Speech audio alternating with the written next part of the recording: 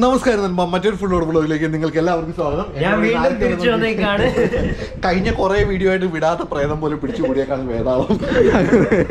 അതേപോലെ പിന്നെ പുള്ളിയുടെ ഒരു ഫ്രണ്ട് ഇവന് നിങ്ങളുടെ എന്താ പറയാ രോഹന്റെ വീഡിയോക്കകത്ത് നിങ്ങൾ കൂടുതലായിട്ട് കണ്ടിട്ടുണ്ടാവും. അപ്പം മച്ചാനൂടെ ചാനലുണ്ട്, സബ്സ്ക്രൈബ് ചെയ്തെങ്കിൽ അത് കുറച്ച് കഴിഞ്ഞിട്ട് പറയാം. ഞാൻ അതൊന്നും നിന്നൊന്നും പരിചയപ്പെടുത്തുന്ന മതിയായിരിക്കും. ഓക്കെ, അപ്പോൾ നമ്മൾ ഇന്ന് ശരിക്കും ഉള്ളതെന്ന് വെച്ചാൽ ഇന്ന് ലാൻഡ് ക്രൂസർ LC300 വീഡിയോ ആയിട്ടാണ് നമ്മൾ ഇന്ന് വന്നിരിക്കുന്നത്. നമ്മൾ ഇതിനു വേണ്ടി ഒരുപാട് ട്രൈ ചെയ്തു, ടൊയോട്ടേനെയൊക്കെ കോൺടാക്ട് ചെയ്തു. പക്ഷെ അവർ പറഞ്ഞത് ഒരു 3 weeks ഒരു വെയിറ്റിംഗ് പീരിയഡ് ഉണ്ടാവും. അത് മാത്രമല്ല, ഫസ്റ്റ് അവർ കുറെ സോഷ്യൽ മീഡിയ ഇൻഫ്ലുവൻസേഴ്സിനെയൊക്കെ വിളിച്ചു കൊടുത്തില്ല. ഞങ്ങൾ മലയാളികളൊന്നും വിളിച്ചില്ല. എന്താ ഞങ്ങൾക്ക് തീരെ ഇഷ്ടമായിട്ടില്ല. അത് കേട്ടോ, ടൊയോട്ടയിൽ വർക്ക് ചെയ്യുന്ന ഒന്ന് നോട്ട് ചെയ്ത് വെച്ചോ. നമുക്ക് നമ്മളെ ഒന്ന് തഴിഞ്ഞ് എന്തെങ്കിലും ആട്ടോ പോട്ടെ. അങ്ങനെ അപ്പൊ എന്തായാലും ഇന്ന് നമ്മൾ ഇത് നമ്മുടെ അധോലോകമാണ്. നമ്മുടെ അല്ലവീർ മാർക്കറ്റിലാണുള്ളത്. ഇവിടെ നമ്മളാണ് രാജാവ്. അതെ, ഇവിടെ നമ്മുടെ അടുത്ത് ആർക്കും മുട്ടയിക്കാൻ പറ്റത്തില്ല. അപ്പൊ അങ്ങനെ അപ്പോൾ ഇന്ന് നമ്മൾ LC300 വീഡിയോ ആണ്. അതിന് മുന്നേ ഒരു സാധനം ഞാൻ കാണിച്ചു തരാം. ഈ കിടക്കുന്ന വണ്ടി ഉണ്ടോ, ഈ ടെസ്ലയൊക്കെ ഇത്രയും പേരൊക്കെ ഉണ്ടാക്കുന്നതിന് മുന്നേ സാധനം എന്താ പറയാ EV ആയിട്ട് ഇറങ്ങിയ ഒരു കിടിലം വണ്ടിയാണ്. പണ്ടാറണി പോയി സംഭവം കണ്ടു കഴിഞ്ഞാൽ ഒരു മസറാട്ടിയും BMW എല്ലാം കൂടെ ഇതിന് മുകളിലുള്ള അല്ലേ? അതെ അതെ അതെ, ഇത് പ്രത്യേകം കൂടെ ഉണ്ട്. ജസ്റ്റിൻ ബീബറിന്റെ 18ാമത്തെ ബർത്ത്ഡേക്ക് LND ജനറസ് ഗിഫ്റ്റ് ആയിട്ട് കൊടുത്ത വണ്ടിയാണ്. ഗിഫ്റ്റ് ആയിട്ട് കൊടുത്തത് ചുമ്മാ അല്ല, വണ്ടി പൊളിഞ്ഞ ഇത് പുള്ളി എന്താ ഒരു സിൽവർ ക്രോമിന്റെ ഒരു റാപ്പ് ഒക്കെ ചെയ്തായിരുന്നു. അടിപൊളി. പിന്നെ ഇത് കഴിഞ്ഞിട്ട് ഇത് കർമ്മ എന്ന് പറഞ്ഞ റീബ്രാൻഡ് ചെയ്ത് പിന്നെയും കർമ്മ എന്ന് തന്നെയുള്ള പേരിലൊക്കെ ഇറക്കി പിന്നെ പൊട്ടിപ്പോയി എന്നൊക്കെ കേട്ടായിരുന്നു. അങ്ങനെ പല എന്തൊക്കെയോ കേട്ടിട്ടുണ്ട്. ഓക്കെ, പൊട്ടലോട് പൊട്ടലായിരുന്നു. അപ്പോൾ എന്തായാലും നമുക്ക് നമ്മുടെ LC300 അടുത്തേക്ക് പോയാലോ. ഓക്കെ, അപ്പോൾ ഈ കിടക്കുന്നതാണ് നമ്മുടെ LC300 VXR 2022 മോഡൽ. ഇപ്പോൾ ഈ വണ്ടിക്ക് അത് സത്യം പറഞ്ഞാൽ എനിക്ക് കുറേ കാര്യങ്ങൾ ഇഷ്ടപ്പെട്ടു, പക്ഷേ കുറേ കാര്യങ്ങൾ തീരെ ഇഷ്ടമായിട്ടില്ല. അപ്പോൾ എന്തായാലും നമുക്ക് ആദ്യം ഇഷ്ടപ്പെടാത്ത കാര്യങ്ങളെ പറ്റിയിട്ട് സംസാരിക്കാം. മെയിനായിട്ട് ഇഷ്ടപ്പെടാത്ത എന്താണെന്ന് വെച്ചാൽ ഈ വണ്ടിയുടെ പുറത്തുനിന്നുള്ള ലുക്സ് തന്നെയാണ്. സത്യം പറഞ്ഞില്ല, എനിക്ക് തീരെ ഇഷ്ടപ്പെട്ടില്ല. കുറേ ആൾക്കാർ നമ്മുടെ LCയുടെ ഡൈഹാർഡ് ഫാൻസ് ഇത് പിന്നെയും ഓക്കെയാണെന്നൊക്കെ പറയുന്നുണ്ടെങ്കിൽ അവർക്ക് തന്നെ അറിയാം ശരിക്കും ആർക്കും ഇഷ്ടപ്പെട്ടിട്ടുണ്ടാവില്ല. ശരിക്കും എന്താ പറയുക, നമ്മുടെ ലാൻഡ് ക്രൂസറിൻ്റെ മനസ്സിൽ നമുക്കൊരു വിഗ്രഹം ഉണ്ടായിരുന്നില്ല, ഒരു രൂപം നമ്മുടെ മനസ്സിലുണ്ടായിരുന്നില്ല. ആദ്യത്തെ G63 ഇറങ്ങിയില്ലേ, മറ്റേ 2017 പുതിയ ഫേസ് ലിഫ്റ്റ് ഇറങ്ങിയപ്പോ എല്ലാരും പറഞ്ഞ സാധനം കാണാൻ കൊള്ളത്തില്ല. പിന്നെ നമ്മൾ ഓട്ടോമാറ്റിക്കലി കുറച്ചാൾ കഴിഞ്ഞ നമ്മുടെ AR പാട്ട് പോലെ പയ്യെ ഇഷ്ടപ്പെടുന്നതാണോ താങ്കൾ ഉദ്ദേശിക്കുന്നത്?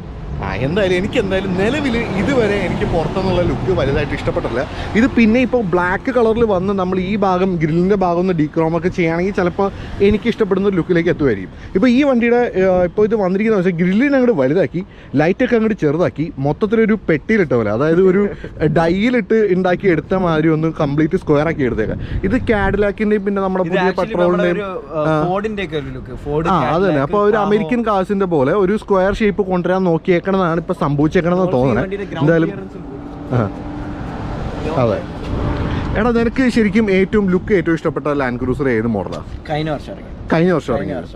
എനിക്ക് ശരിക്കും ഇപ്പോഴും പഴയ ഷബാബാണ് ഭയങ്കര ഇഷ്ടം, പഴയ മോഡൽ. ഞാൻ ഫോട്ടോ കൊടുത്തേക്കാം, അപ്പോൾ നമുക്ക് മനസ്സിലായത് ഉദ്ദേശിച്ചാണ്. അപ്പോൾ എന്തായാലും നമുക്ക് ഇനി വണ്ടിയുടെ ഓരോ സൈഡിൽ നിന്നായിട്ടുള്ള ലുക്കുകൾ കണ്ടുനോക്കാം അല്ലേ.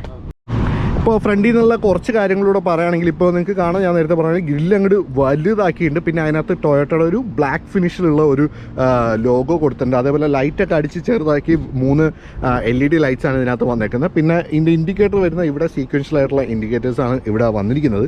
പിന്നെ ഇവിടെ മോണറ്റിൻ്റെ ഷേപ്പിലൊരു മാറ്റമുണ്ട്. ഇതിങ്ങനെ വന്നിട്ട് ഇതിങ്ങനെയൊക്കെ പോകുന്നുണ്ട്. സംഭവം എന്ന് പറഞ്ഞാൽ അവർ ഓഫ് റോഡ് ചെറിയൊരു വിസിബിലിറ്റി കൂടുതൽ കിട്ടുമായിരിക്കും ചിലപ്പോൾ, ദൈവത്തിനറിയാം, അത് ഓടിച്ച് നോക്കുമ്പോൾ അറിയാം. അപ്പോൾ എന്തായാലും അങ്ങനത്തെ കുറേ കാര്യങ്ങളൊക്കെയാണ് വന്നിരിക്കുന്നത്. പിന്നെ ഇവിടേക്ക് വരാണെങ്കിൽ ഇപ്പോൾ ഈ ലൈറ്റിനകത്ത് ഇത് പണ്ടത്തെ ലാൻഡ് ക്രൂസറിനകത്ത് കുറച്ചുകൂടെ നീളം ഉണ്ടായിരുന്നു ഈ ലൈറ്റ്. അതിനെ ഇപ്പോൾ അടിച്ച് ചെറുതാക്കി പിന്നെ ഇത്ര ആക്കിയിട്ടുണ്ട്. പിന്നെ കംപ്ലീറ്റ് ക്രോം ഫിനിഷിലാണ് ഈ സംഭവം വന്നിരിക്കുന്നത്. പിന്നെ സൈഡിൽ നിന്നുള്ള ലുക്ക് അപ്പുറത്ത് പോയിട്ട് നമുക്ക് നോക്കി നോക്കാം. ഇതാണ് വണ്ടിയുടെ സൈഡിൽ നിന്നുള്ള ലുക്ക്. സംഭവം മൊത്തത്തിലൊരു പെട്ടി ആയിട്ടുണ്ട്, കറക്റ്റായിട്ടൊരു പെട്ടി വെട്ടി വെച്ച പോലെ ഉണ്ട്. ഞാൻ എപ്പോഴും പറയുന്നില്ല എനിക്ക് ഇഷ്ടപ്പെട്ടിട്ടില്ല എന്നുള്ള കാര്യം. പിന്നെ ഇവിടെ ഈ കാണുന്നത് ഇതിൻ്റെ 20 ഇഞ്ച് അലോയ്സ് ആണ് ഈ കാണുന്നത്. ഈ ഡിസൈനെ പറ്റി നിങ്ങളുടെ അഭിപ്രായങ്ങൾ എന്തായാലും തീർച്ചയായും താഴത്ത് കമൻറ്റ് ചെയ്യുക. പിന്നെ അതുപോലെ വണ്ടിക്ക് അത് ബാക്ക് കണ്ടില്ല, ബാക്കൊക്കെ ശരിക്കും കട്ട് ചെയ്ത് വെച്ച പോലെ ആയല്ലേ. കുറച്ചുകൂടെ ഫ്രണ്ടിലേക്ക് വളഞ്ഞിട്ടുണ്ട്, റെക്ടാങ്കിൾ പോലെ. ഇതിന്റെ മെയിൻ സീൻ എന്താണെന്ന് വെച്ചാൽ ഇനി തൊട്ട് പണ്ടൊക്കെ ആൾക്കാർ 2013 വണ്ടി എടുത്തിട്ട് പിന്നെ 2019 ആയിട്ട് ഫേസ് ലിഫ്റ്റ് ഒക്കെ ചെയ്യാറുണ്ട്. വണ്ടി ആകെ മാറി. ഇതിനി ഫേസ് ലിഫ്റ്റ് ചെയ്യണമെങ്കിൽ കുറച്ച് പൊളിക്കും. അതിനേക്കാളും എളുപ്പം വണ്ടി പുതിയത് മേടിക്കുന്നത് തന്നെയായിരിക്കും. ആ അവസ്ഥയിലേക്ക് എന്തായാലും വണ്ടി കംപ്ലീറ്റ് ആയിട്ട് എത്തിയിട്ടുണ്ട്. ഇനി വണ്ടിയുടെ ബാക്ക് വശത്തേക്ക് നോക്കുമ്പോൾ ശരിക്കും അങ്ങോട്ട് പരത്തിയുണ്ട്, ശരിക്കും അങ്ങോട്ട് തേച്ച് പരത്തി വെച്ചേക്കുന്ന പോലെ വെച്ചിട്ടുണ്ട്. നേരത്തെ പറഞ്ഞ ഒരു അമേരിക്കൻ കാർസിനോട് ഒരു റിസംബ്ലൻസ് തോന്നുന്ന രീതിയിലാണ് ബാക്ക് ഒന്ന് സെറ്റ് ചെയ്തത്. വേണ്ടിയാണ് ഈ വണ്ടി എടുത്തത്, റിവ്യൂ ചെയ്യാനല്ല. എടാ സത്യമാണ്, എനിക്ക് അത്രയ്ക്ക് വിഷമമുണ്ട്. നമ്മുടെ മനസ്സിൽ ഞാൻ പറഞ്ഞില്ല ഒരു വിഗ്രഹമുണ്ട്, അത് ഉടഞ്ഞു പോയി, അതാണ് എനിക്ക് സഹിക്കാൻ പറ്റാതെ. പിന്നെ ലൈറ്റൊക്കെ കുറച്ചൊന്ന് ബ്ലാക്ക് ചെയ്ത് വെച്ചിട്ടുണ്ട്. ആക്ച്വലി ഇത് ഇങ്ങനെ തന്നെയാണ്, ബ്ലാക്ക് ആയിട്ട് തന്നെ വന്നെന്ന് തോന്നുന്നു അല്ലേ ലൈറ്റുകൾ, അല്ലാതെ ഇവർ പ്രത്യേകിച്ചൊന്നും ചെയ്തേക്കണമെന്നല്ല. അപ്പോൾ അങ്ങനെയൊക്കെയാണ് വന്നിരിക്കുന്നത്. പക്ഷേ ഇതിനകത്ത് വേറൊരു കാര്യം ഇവർ പറഞ്ഞു കേട്ടെന്ന് പറഞ്ഞാൽ ഇങ്ങനെ പരത്തെയൊക്കെ വന്നത് കാരണം ഇതിൻ്റെ സെൻറ്റർ ഓഫ് ഗ്രാവിറ്റി പ്ലേസ്മെൻറ്റ് കുറച്ചുകൂടെ നന്നായിട്ടുണ്ട്. അതുകൊണ്ട് റോഡുകളിൽ കുറച്ചുകൂടെ സ്റ്റെബിലിറ്റി കിട്ടും. പിന്നെ ഇവരെന്തോ പുതിയൊരു ഇലക്ട്രോണിക് കൺട്രോൾഡ് സസ്പെൻഷനാണ് ഇതിനകത്ത് വന്നേക്കുന്നത്. അപ്പോൾ അതുകൊണ്ട് കുറച്ചുകൂടെ സ്റ്റെബിലിറ്റിയും അങ്ങനെ കുറച്ചുകൂടെ ഇപ്പോൾ ഓഫ് റോഡിലായാലും റോഡിലായാലും കുറച്ചുകൂടെ ബെറ്റർ പെർഫോമൻസ് തരുമെന്നൊക്കെയാണ് പറയുന്നത്. അപ്പോൾ അങ്ങനെ എനിക്ക് ഇഷ്ടപ്പെട്ട കാര്യങ്ങളെ പറ്റി നമുക്ക് എന്തായാലും പിന്നീട് പറയാം. നമുക്കിനി ഈ സൈഡിലേക്ക് വേറെ എന്തെങ്കിലും കാണാനുണ്ടോ എന്ന് നോക്കി നോക്കാം. ഇതാണ് നമ്മുടെ ലാൻഡ് ക്രൂസറിൻ്റെ പുതിയ താക്കോല്. സംഭവം കാണാൻ നല്ല രസമുണ്ട്, നല്ല ഭംഗിയുള്ള ഫിനിഷൊക്കെ ഒരു സൈഡിൽ കൊടുത്തിട്ടുണ്ട്. ഡയമണ്ട് ഫിനിഷൊക്കെ കൊടുത്തിട്ടുണ്ട്. പിന്നെ ഇപ്പുറത്തേക്ക് വരികയാണെങ്കിൽ 1 2 3 4 കീകളാണ് ഇതിനകത്തുള്ളത്. ഇത് നമ്മുടെ ഒച്ച ഉണ്ടാക്കുന്ന സാധനമല്ലേ, പാർക്കിങ്ങിനകത്ത് കിടക്കുമ്പോൾ ഒച്ച ഉണ്ടാക്കുന്ന സാധനം. പിന്നെ അത് പിന്നെ ട്രങ്ക് ഓർക്കാനുള്ള ലോക്ക് അങ്ങനത്തെ സ്വിച്ചുകളാണ് ഇതിനകത്ത് വന്നേക്കുന്നത്. കൊള്ളാം, കുറച്ച് വലിപ്പം കൂടുതലാണ്, വലിപ്പം കുറച്ച് കൂടുതലായിട്ട് തോന്നി. ഇങ്ങനെയൊക്കെ നിൽക്കുന്ന കാണുമ്പോൾ ചെറിയൊരു ലുക്കൊക്കെ തോന്നുന്നുണ്ട്. പക്ഷേ എന്നാലും മൊത്തത്തിൽ ഇപ്പം നിങ്ങൾ ഇവിടുന്ന് കാണുമ്പോൾ നിങ്ങൾക്ക് മനസ്സിലാവും മൊത്തത്തിൽ സൈസ് മൊത്തത്തിൽ കൂടിയിട്ടുണ്ടല്ലോ. ഇപ്പോൾ ഹൈറ്റ് ആണെങ്കിലും വീതി ആണെങ്കിലും നീളമാണെങ്കിലും എല്ലാം മൊത്തത്തിലൊന്ന് കൂടിയിട്ടുണ്ട്. പിന്നെ എന്തോ എനിക്ക് അങ്ങോട്ട് അംഗീകരിക്കാൻ പറ്റുന്നില്ല. ലാൻഡ് ക്രൂസർ ഫാൻസ് കുരു പൊട്ടിക്കാൻ വരരുത്. ഞാൻ ഇതോടുകൂടെ കുറ്റം പറയൽ നടത്തി, അവസാനത്തെ കുറ്റം പറയലാണ് പറഞ്ഞത്. ഇനി എന്തായാലും നമുക്ക് ഇതിൻ്റെ പോസിറ്റീവായിട്ടുള്ള സൈഡുകളെ പറ്റി സംസാരിക്കാം. ഇപ്പോൾ പോസിറ്റീവായിട്ടുള്ള കാര്യങ്ങളെ പറ്റി പറയുകയാണെങ്കിൽ ഇതിപ്പോൾ സംഭവം വലിപ്പം കൂടുതലായിട്ട് തോന്നുമെങ്കിലും പഴയ വണ്ടിയെ അപേക്ഷിച്ച് ഏകദേശം 200 കിലോ ഈ വണ്ടിക്ക് വെയിറ്റ് കുറവാണ്. കാരണം റൂഫൊക്കെ പണ്ട് മറ്റേ സ്റ്റീലൊക്കെ ആയിരുന്നു, അതൊക്കെ മാറ്റി ഇത്തവണ അലുമിനിയം ആക്കിയിട്ടുണ്ട്. അപ്പോൾ അതുകൊണ്ട് കുറേ വെയിറ്റ് കുറഞ്ഞിട്ടുണ്ട്. പിന്നെ രണ്ടാമത്തെ കാര്യം എന്ന് പറഞ്ഞാൽ എഞ്ചിനൊക്കെ കുറച്ചുകൂടെ ബെറ്റർ ആയിട്ടുള്ള എഞ്ചിനായിട്ട് അതിനെപ്പറ്റി പറയാം. പക്ഷേ അതിന് മുന്നേ ഞാൻ നേരത്തെ പറഞ്ഞ പോലെ ഇലക്ട്രോണിക് സസ്പെൻഷൻ കൺട്രോളൊക്കെ വന്നിട്ട് എന്താ പറയുക സസ്പെൻഷൻ വേ ബെറ്റർ ആയിട്ട്. പിന്നെ സെൻറ്റർ ഓഫ് ഗ്രാവിറ്റി കുറച്ചുകൂടെ നല്ല രീതിയിൽ അലൈൻ ചെയ്തിട്ട് കൂടിയുണ്ട് അവർ ഈ വണ്ടിക്കകത്ത്. അപ്പോൾ അതുകൊണ്ട് മൊത്തത്തിൽ നിങ്ങൾക്ക് ഓഫ് റോഡിലായാലും ഓൺ റോഡിലായാലും കുറച്ചുകൂടെ വണ്ടിയുടെ features vice physical features vice കുറച്ചുകൂടെ പെർഫോമൻസ് കിട്ടുന്ന രീതിയിലേക്കാണ് വണ്ടി ഇപ്പോൾ ഇവർ അപ്ഗ്രേഡ് ചെയ്തിരിക്കുന്നത്. എന്തായാലും ഇനി നമുക്ക് എഞ്ചിൻ്റെ കാര്യം സംസാരിക്കാം. ഈ വണ്ടി ഇപ്പോൾ 6 മോഡലാണ് നമ്മൾ ടൊയോട്ട ഇറക്കിയിരിക്കുന്നത്. ഇതിനകത്ത് 3 എണ്ണത്തിനകത്ത് ട്വിൻ ടർബോയും 3 എണ്ണത്തിനകത്ത് ട്വിൻ ടർബോ ഇല്ലാത്ത വേർഷനായിട്ടാണ് വന്നിരിക്കുന്നത്. ഈ കാണുന്നത് VXR എന്ന് പറഞ്ഞിട്ട് ഇതിൻ്റെ ഏറ്റവും കൂടിയ മോഡൽ VXRൻ്റെ ട്വിൻ ടർബോ വണ്ടിയാണ് ഈ കാണുന്നത്. ഈ വണ്ടി ഏകദേശം 407 BHP പവറും അതേപോലെ ടോർക്ക് ഫിഗേഴ്സ് ഞാൻ പറഞ്ഞു ആക്ച്വലി കുറച്ച് കൂടുതലാണ്. ഞാൻ എന്തായാലും താഴ്ത്തു കൊടുത്തേക്കാം. അത് പഴയ വണ്ടിയെ അപേക്ഷിച്ച് വളരെ കൂടുതലായിട്ട്.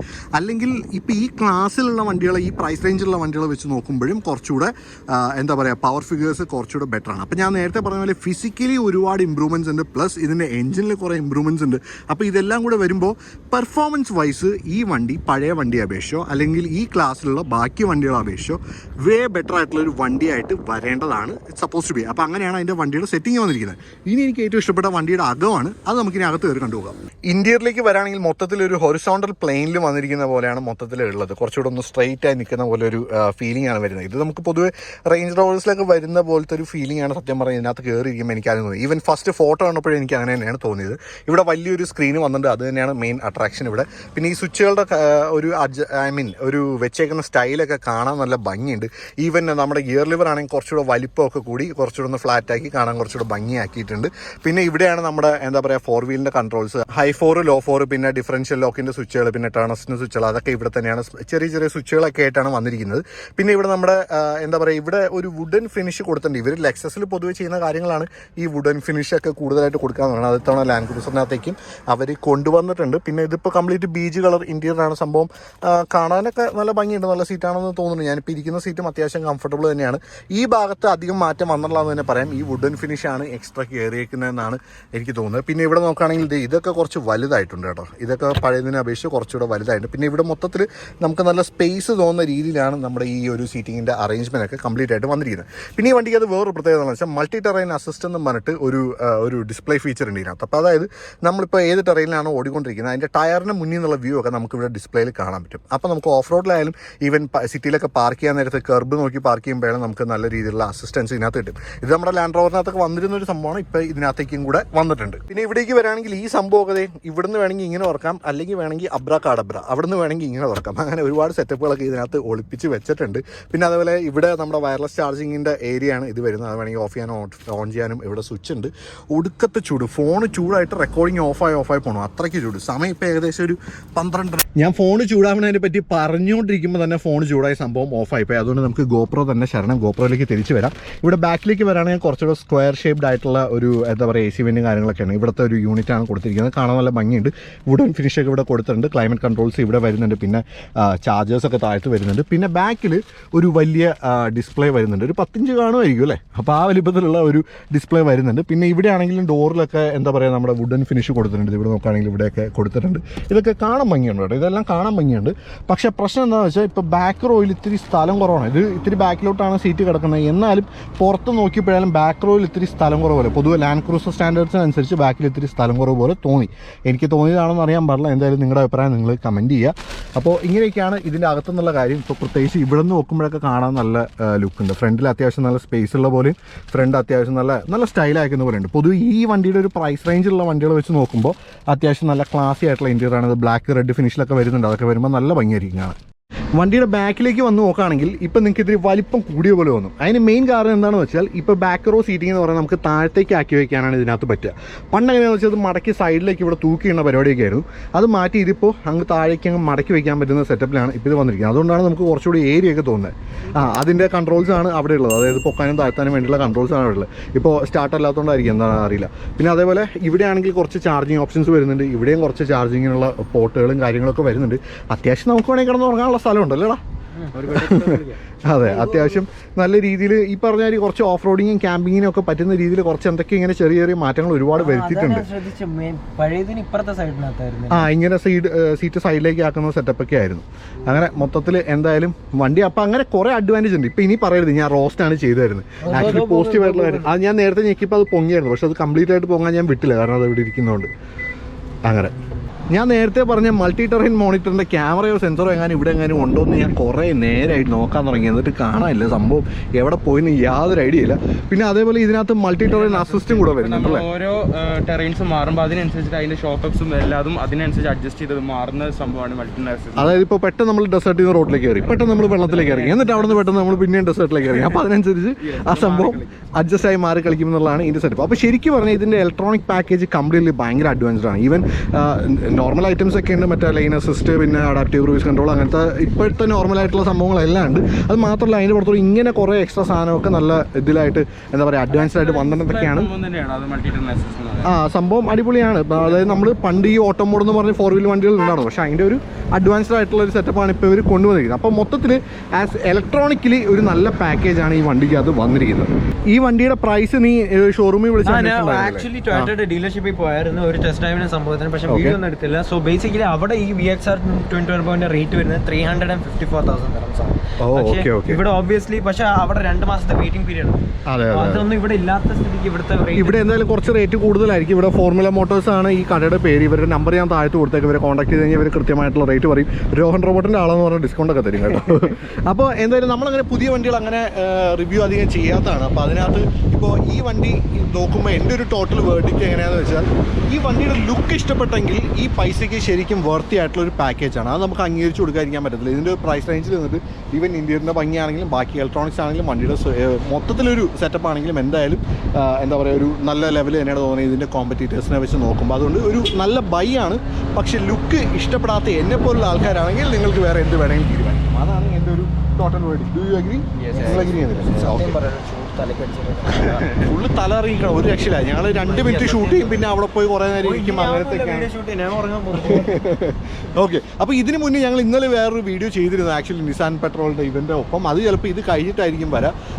എന്തായാലും ആ വീഡിയോ കാണാൻ മറക്കണ്ട. അതിനകത്ത് ഞാൻ അടുത്ത് പോകാൻ പോകുന്ന ഫോറിൻ ഡെസ്റ്റിനേഷൻ എവിടെയാണെന്നുള്ളത് ആ വീഡിയോയ്ക്കകത്ത് നമ്മൾ റിവീൽ ചെയ്യുന്നുണ്ടല്ലോ. ചെക്കന് വയ്യാണ്ടായി. അപ്പോൾ ശരിയാണ്, ഞങ്ങൾ വീഡിയോ ഇവിടെ വെച്ച് അവസാനിപ്പിച്ചേക്കാം. അപ്പോൾ വീഡിയോ ഇഷ്ടപ്പെട്ടാൽ ലൈക്ക് ചെയ്യാൻ ഷെയർ ചെയ്യാൻ മറക്കണ്ട. ഇവരുടെ ചാനൽസ് ലിങ്ക്സ് താഴ്ത്തുണ്ടാവും, ചെക്കൗട്ട് ചെയ്യാൻ മറക്കണ്ട. മറ്റൊരു ഫുൾ വ്ലോഗുമായിട്ട് ഞാൻ പിന്നെ വരാം. Good bye.